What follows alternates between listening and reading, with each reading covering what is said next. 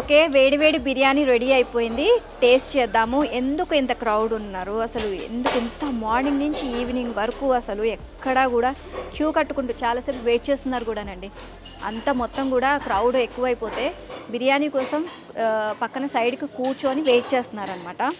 So పొగలు కక్కుతున్న బిర్యానీ మల్లిక mutton biryani అనమాట ఇది.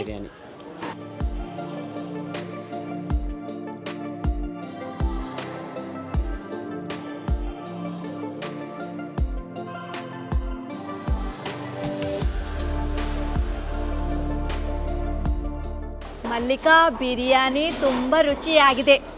కన్నడలో చెప్పాను నేను మీకు, అండ్ తెలుగులో చెప్తున్నాను. అసలు Mallika mutton biryani super super super, చాలా అంటే చాలా టేస్టీగా ఉందండి.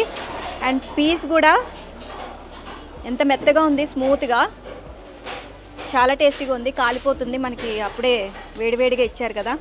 అండ్ వెంకటేష్ గారు సూపర్, అమోఘం.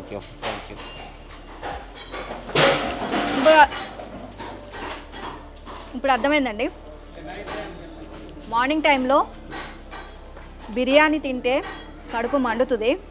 బట్ ఇక్కడ మార్నింగ్ టైంలో కూడా బిర్యానీ, టిఫిన్ ప్లేస్లో బిర్యానీ తినడానికి ఎందుకు వస్తున్నారా అని చెప్పి నాకు డౌట్ వచ్చింది. ఇది ఎక్కువ స్పైసీ లేదు అండ్ చాలా మైల్డ్గా ఉంది.